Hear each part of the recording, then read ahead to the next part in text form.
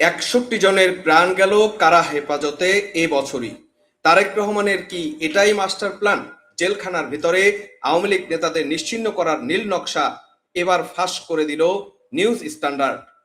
বিচার হবেই, রক্তের দাগ শুকায় না। ২০২৬ সালের এই ভয়াবহ পরিসংখ্যান কি গণহত্যার ইঙ্গিত নয়? ইতিহাসের আবর্তে তারেক সরকার ও তার সাঙ্গপাঙ্গদের দিন শেষ হবে একদিন। জনগণের আদালতে জবাবদিহির সময়ের অপেক্ষা মাত্র।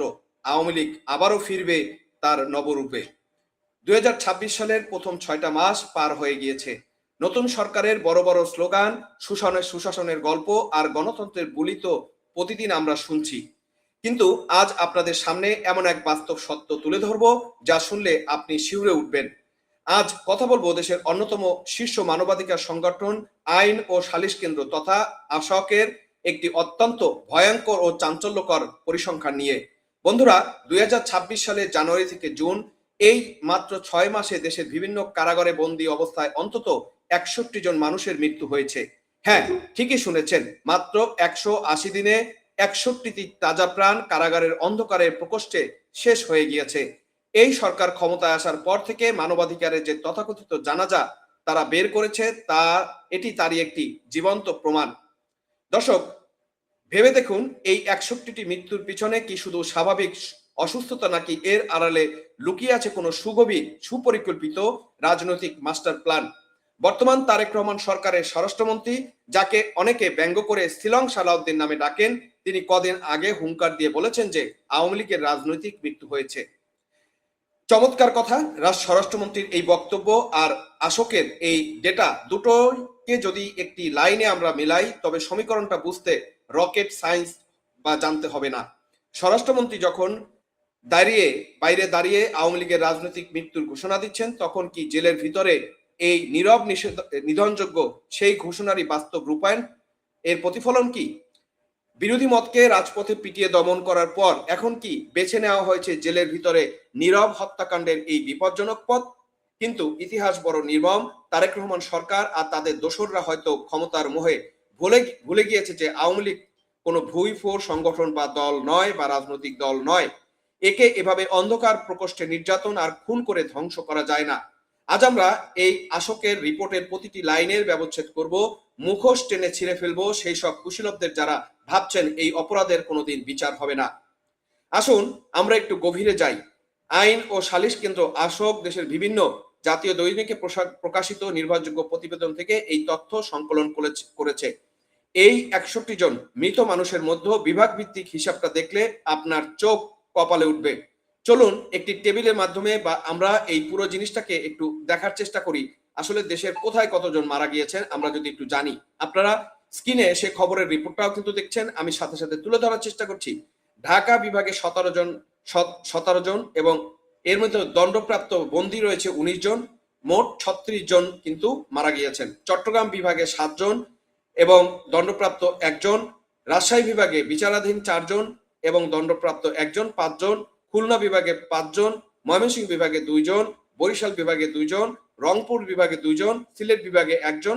এই সর্বমোট ৬১ জন মানুষকে জেলের ভিতরে মৃত্যুবরণ করতে হয়েছে। এই চারটি যদি ভালো করে লক্ষ্য করেন, তবে দেখবেন সবচেয়ে ভয়াবহ অবস্থা কোথায়? আমাদের রাজধানী ঢাকা বিভাগে।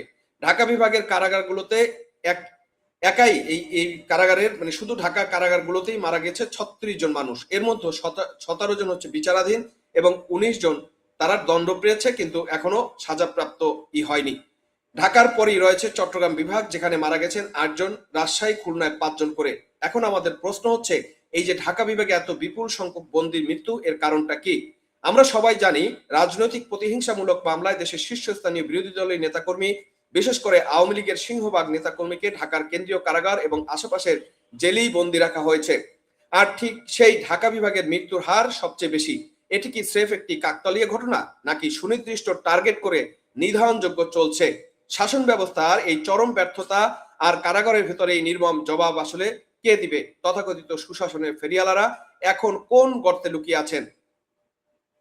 বন্ধুরা, আশাকের এই রিপোর্টের সবচেয়ে বিপজ্জনক এবং অ্যালার্মিং দিকটি আপনারা একটু খেয়াল করবেন। মোট ৬১ জন মৃত্যুর মধ্যে ৩৭ জন ছিল বিচারাধীন বন্দী, অর্থাৎ মোট মৃত্যুর ৬০% বেশি মানুষ এমন যাদের বিরুদ্ধে অপরাধ এখনো আদালতে প্রমাণিত হয়নি বা মামলার চার্জও ঠিক মতো হয়নি। আইন অনুযায়ী যতক্ষণ পর্যন্ত না কোনো ব্যক্তি অপরাধ আদালতে প্রমাণিত হচ্ছে ততক্ষণ পর্যন্ত তিনি নির্দোষ। অথচ এই সরকারের জামানায় আদালতে দোষী সাব্যস্ত হওয়ার আগেই জেলের ভিতরে মানুষের জীবন এবং জীবনের প্রদীপ নিভিয়ে দেওয়া হচ্ছে। ভেবে দেখুন বিচারাধীন বন্দী কারা, যাদের পুলিশ বা আইন প্রয়োগকারী সংস্থা রাজনৈতিক উদ্দেশ্য কিংবা বানোয়াট মিথ্যা মামলায় গ্রেপ্তার করে এনে মাসের পর মাস রিমান্ডে রেখে নির্যাতন করছে, অথচ জামিন না দিয়ে জেলের ভিতরে আটকে রাখছে। এই ৩৭ জন বিচারাধীন বন্দীর মৃত্যুর মানে হলো তাদের আত্মপক্ষ সমর্থন সুযোগটুকু দেওয়া হয়নি। আইনি প্রক্রিয়ার মাধ্যমে নিজের নিরাপরাধিতা প্রমাণ করার আগেই তাদের লাশে পরিণত হতে হয়েছে। বর্তমান তারেক সরকারের এই নোংরা কৌশলটি বুঝতে চেষ্টা করুন। তারা জানে যদি এই রাজনৈতিক মামলাগুলো সুষ্ঠুভাবে আলাদা আদালতে যায় তবে বানোয়াট চার্জশিট তাসের ঘরের মতো ভেঙে পড়বে। তাই তারা এক অভিনব এবং নৃশংস পথ বেছে নিয়েছে। মামলা ঝুলিয়ে রাখো, জামিন আটকে দাও আর জেলের ভিতরে অবর্ণনীয় মানসিক ও শারীরিক নির্যাতন চালিয়ে তাদের চিরতরে স্তব্ধ করে দাও। মেডিকেল ট্রিটমেন্টের অভাব, স্বেচ্ছাতে অন্ধকার সেল আর রিমান্ডের নামে চালানো 3rd ডিগ্রি টর্চারের খেসারত দিতে হচ্ছে বিচারাধীন বন্দীদের। এটি কোনো বিচারিক ব্যবস্থা নয়, এটি হচ্ছে রাষ্ট্রীয় পৃষ্ঠপোষকতায় চালানো এক সুপরিকল্পিত ক্রাইম সিন। বন্ধুরা, বর্তমান স্বরাষ্ট্রমন্ত্রী যখন মিডিয়ায় এসে দম্ভোক্তি করেন যে আওয়ামী লীগের রাজনৈতিক মৃত্যু ঘটেছে, তখন দেশের সচেতন নাগরিকরা তার পিছনের ইঙ্গিতটা বুঝে নেন। এই বক্তব্য কোনো সাধারণ রাজনৈতিক বক্তব্য নয়, এটি আসলে জেলের ভিতরে এবং বাইরে উভয় জায়গাতেই বিরোধী দলের উপর যে চরম নিপীড়ন চালানো হচ্ছে তারই একটি সবুজ সংকেত বা গ্রিন সিগন্যাল। কিন্তু তারেক রহমানের সরকার বোধহয় ইতিহাসের সবচেয়ে বড় শিক্ষাটাই ভুলে গিয়েছেন। এই যে জেলের ভিতর কাস্টডিতে রেখে মানুষকে মেরে ফেলা, নীরব নিধনের যে মাস্টার প্ল্যান, এর সূত্রপাত কিন্তু এই বাংলায় প্রথম নয়। আমাদের একটু পিছনে ফিরে তাকাতে হবে। মনে পড়ে ৭৫ সালের ৩রা নভেম্বরের কথা। তারেক রহমানের পিতা জিয়াউর রহমানের শাসক সময়ে সেই ক্ষমতা দখলের ঠিক সময়ে পূর্বক্ষণে অন্ধকারের অধ্যায়গুলোটা আমরা জানাতে চাই। সেই সময়ের অন্ধকারের সময়টা যখন ঢাকা কেন্দ্রীয় কারাগারে নিরাপদ প্রকোষ্ঠে বন্দী থাকা অবস্থায় আমাদের জাতীয় ৪ নেতা সৈয়দ নজরুল ইসলাম, তাজউদ্দিন আহমেদ, এ মনসুর আলী এবং AHM কামরুজ্জামানকে নির্মমভাবে গুলি করে এবং গ্রেনেড দিয়ে খুঁচিয়ে হত্যা করা হয়েছিল। শুধু তাই নয়, সেই হত্যাকাণ্ডের বিচার বন্ধ করতে সংবিধানের ইনডেমনিটি অধ্যাদেশ জারি করে খুনিদের রাষ্ট্রীয়ভাবে পুরস্কৃত করেছিল সেই জিয়াউর রহমানের সরকার। আজ তারেক রহমানও তার পিতার সেই পদাঙ্ক অনুসরণ করছেন। ইনডেমনিটি দিয়ে বিচার বন্ধ রাখার সেই কালো খেলা ২১ বছর ধরে চলেছিল, কিন্তু লাভ কি হয়েছিল? ২১ বছর পর হলো বাংলার মাটিতে সেই জেল হত্যার বিচার হয়েছে, খুনিদের ফাঁসির দড়িতে ঝুলতে হয়েছে, বঙ্গবন্ধু হত্যার বিচার হয়েছে। তাই আজ তারেক রহমানের সরকার যে ক্ষমতার মোহে অন্ধ হয়ে ভাবছেন জেলের ভিতরে আওয়ামী লীগ নেতাকর্মীদের নির্যাতন করে নীরব নিধনযজ্ঞ চালিয়ে এই প্রাচীন এবং জনপ্রিয় দলকে ধ্বংস করে দেবে, তারা আসলে এক মহা মূর্খের স্বর্গে বাস করছেন। মুচলেখা দিয়ে দেশ ছাড়া তারেক রহমান হয়তো ভুলে গিয়েছেন আওয়ামী লীগ কোনো ড্রয়িং রুমের দল নয়। এই দলের শেকড় বাংলার মাটির অনেক গভীরে। রক্ত আর নির্যাতনের মধ্য দিয়ে এই দল আরো শক্তিশালী হয়ে ফিরে আসবে। আওয়ামী লীগ আবার ফিরবে তার আপন মহিমায় এবং জনগণের অকুণ্ঠ ভালোবাসায়। দর্শক, আজ এই ভিডিওর মাধ্যমে আমি একটি পরিষ্কার বার্তা দিতে চাই। ক্ষমতার মসনদ চিরস্থায়ী নয়। আজ যারা ভাবছেন উপরে ক্ষমতায় বড় হাত আছে বলে পার পেয়ে যাবেন, তারা ইতিহাসের পাতাটা একবার উল্টে দেখুন। বাংলার মাটিতে এই প্রতিটি কাস্টডি ডেথ, প্রতিটি বিচার বহির্ভূত হত্যাকাণ্ড এবং কারাগারের ভিতরে এই নীরব নিধনের বিচার একদিন হবেই। আর সেই বিচার শুধু লন্ডনে বসে রিমোট কন্ট্রোলে দেশ চালানো তারেক রহমানের একার হবে না। এই নিধনযজ্ঞের মাস্টার প্ল্যান যারা শরিক আছেন তাদের প্রত্যেকের বিচার হবে। প্রশাসন এবং বিচার বিভাগকে হুঁশিয়ারি দিয়ে বলতে চাই, পুলিশ ও কারা প্রশাসন যেসব পুলিশ অফিসার রাজনৈতিক প্রভুদের খুশি করতে মিথ্যা মামলা দিচ্ছেন, রিমান্ডের নামে টর্চার করছেন, যেসব জেল কর্তৃপক্ষ বন্দীদের ন্যূনতম চিকিৎসা এবং মানবাধিকার না দিয়ে মৃত্যুর মুখে ঠেলে দিচ্ছেন, আপনাদের প্রত্যেকের নাম, সার্ভিস আইডি এবং কর্মকাণ্ডের রেকর্ড সংরক্ষিত হবে। প্রশাসনিক কর্মকর্তা যারা ফাইলের উপর ফাইল সই করে এই ফ্যাসিবাদের চাকা ঘোরাচ্ছেন, জনগণের ট্যাক্সের টাকায় বেতন নিয়ে জনগণের উপর জুলুম করছেন, আপনাদেরও কিন্তু রেহাই হবে না। বিচারপতি, আইনি কর্মকর্তাদের বলতে চাই, যারা আইনের চেয়ারে বসে টেবিলের তলাদেশে নির্দেশে এবং বিরোধী দলের নেতাকর্মীদের জামিন দিনের পর দিন বাতিল করছেন, মানবাধিকারের তোয়াক্কা না করে অন্যায় আদেশ দিচ্ছেন, আপনারাও এই অপরাধের সমান অংশীদার হবেন। জিয়াউর রহমান ভেবেছিল ইনডেমনিটি দিয়ে তিনি আজীবন সুরক্ষিত থাকবে, তার দল সুরক্ষিত থাকবে, কিন্তু প্রকৃতি তার বিচার ঠিকই করেছে। তারেক রহমানের এই পুতুল সরকার এবং তাদের আজ্ঞাবহ প্রশাসন, ইতিহাস কি আপনাদের কিছু শেখায় না? আপনাদের পিতা জিয়াউর রহমানও ভেবেছিলেন বঙ্গবন্ধু শেখ মুজিবুর রহমানকে সপরিবারে হত্যা করে ইনডেমনিটি দিয়ে বিচার বন্ধ করে দিলে বুঝি সবকিছু শেষ।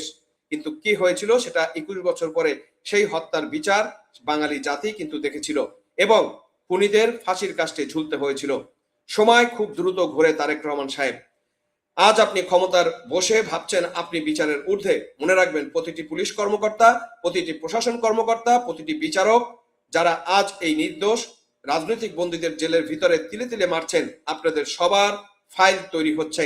আপনারা হয়তো মনে করছেন এটা জেলের ভিতরে ঘটেছে, কেউ দেখছে না, বাংলাদেশের মানুষ সব দেখছে।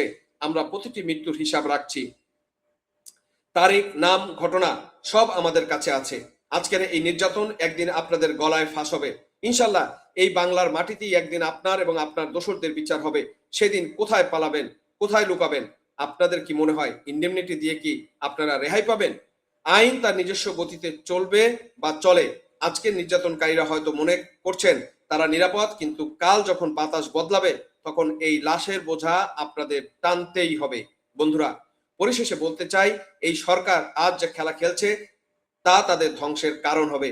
জেলখানায় মানুষের মৃত্যু ঘটিয়ে আপনারা হয়তো সামরিক আনন্দ পেতে পারেন, কিন্তু আপনারা জনগণের ভালোবাসা কাটতে পারবেন না। আওয়ামী লীগ কোনো ব্যক্তি নয়, আওয়ামী লীগ একটি চেতনা। এই চেতনাকে নির্যাতনের মাধ্যমে আপনারা যাদের জেলের ভিতরে মারছেন তাদের প্রতিটি রক্তের ফোঁটা একদিন আপনাদের পতন ত্বরান্বিত করবে। এবং একটা জিনিস বলতে চাই, আবারও বলতে চাই, এই চেতনাকে নির্যাতনের মাধ্যমে ধ্বংস করা যায় না, বরং যত বেশি নির্যাতন করবেন তত বেশি এই চেতনা আরো উজ্জীবিত হবে এবং আপনাদের জেলের যাদেরকে আপনারা জেলের ভিতরে মারছেন তাদের প্রতিটি রক্ত একদিন আপনাদের পতন ত্বরান্বিত করবে এবং সেই বিচারের সম্মুখীন করবে। আইন সালিশ কেন্দ্রের এই 61 জন মৃত্যুর ডাটা আমাদের চোখে আঙ্গুল দিয়ে দেখিয়ে দিচ্ছে এটি কোনো সাধারণ মৃত্যুর তালিকা নয়।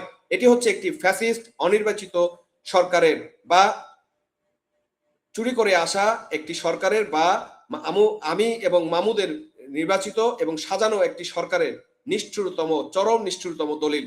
তারা ভাবছে ভয় দেখিয়ে জেলখানা কবরস্থান বানিয়ে তারা টিকে থাকবে, কিন্তু তারা জানে না ভয়কে জয় করে বাঙালি কি জাতি কিভাবে করতে হয়। ভয়কে জয় সেটা বাঙালি জাতি খুব ভালো করেই জানে। ইতিহাস সাক্ষী, নির্যাতন যত বাড়ে প্রতিরোধের আগুন ততই তীব্র হয়। আওয়ামী লীগকে এভাবে মিটিয়ে দেওয়ার চেষ্টা অতীতেও আইয়ুব খান করেছেন, ইয়াহিয়া খান করেছে, জিয়াউর রহমান করেছেন, কিন্তু কেউ সফল হয়নি। এবারও তারেক রহমান কিংবা স্বরাষ্ট্রমন্ত্রী সালাউদ্দিন সফল হবে না। জনগণ ধীরে ধীরে জেগে উঠছে, আর যেদিন জনগণের এই ক্ষোভের বিস্ফোরণ ঘটবে সেদিন পালানোর পথটুকু খুঁজে পাওয়া যাবে না। পুলিশ প্রশাসন, সংশ্লিষ্ট কর্মকর্তাদের বলছি, আপনারা কি ভেবে দেখেছেন আপনারা কার আদেশে এইসব কাজ করছেন? কাল যখন সরকার থাকবে না, তখন আপনাদের বিচারের পথ কি হবে? এই বিচারের পথ কি থাকবে সেটা আপনারা একবার ভেবে দেখবেন। আপনারা কি আইন মানবেন নাকি কোনো রাজনৈতিক দলের লেজুর ভিত্তি করবেন? সময় থাকতে সতর্ক হন, মানুষের রক্ত নিয়ে খেলা বন্ধ করুন। আমরা ভয় পাই না, আমরা জানতাম এই সরকার আসবে এবং মানুষের উপর স্টিম রোলার চালাবে, কিন্তু আমরা এটাও জানি অন্ধকারের পর আলো আসে। আওয়ামী লীগ ফিরবে তার আপন মহিমায় এবং জনগণের ভালোবাসায়। তারেক রহমান সাহেব, আপনি জেনে রাখুন, বিচারের দিন আসছে। শুধু আপনি নন, আপনার প্রতিটি দোসর, প্রতিটি হত্যাকারী সেদিন কাঠগড়ায় দাঁড়াবে। সেদিনের অপেক্ষায় আমরা রইলাম। দর্শক, আমাদের সাথে থাকুন। সত্য কথা বলতে আমাদের এই প্ল্যাটফর্মটি সবসময় আপনার নজরে রাখুন। ভিডিওটি ভালো লাগলে শেয়ার করুন, ছড়িয়ে দিন প্রতিটি মানুষের কাছে, যাতে তারা জানে তাদের সাথে কি করা হচ্ছে। আমরা হার মানছি না, আমরা লড়ছি এবং লড়ব। জয় বাংলা, জয় বঙ্গবন্ধু। বিদায় নিচ্ছি, তবে বিদায়ের আগে সেই কথাটা আবার বারবার আপনাদের মনে করে দিচ্ছি, যেটা আমরা বলতে চাই, যে আপনার ঘরে যে শিশু সন্তান রয়েছে, বিশেষ করে মেয়ে শিশু সন্তান এবং যারা টিনেজার রয়েছে এবং বয়স্ক রয়েছে, তাদের সবাইকে বিএনপি, জামাত, এনসিপি জঙ্গিদের হাত থেকে নিরাপদে রাখুন, সাবধানে রাখুন। ধন্যবাদ সবাইকে।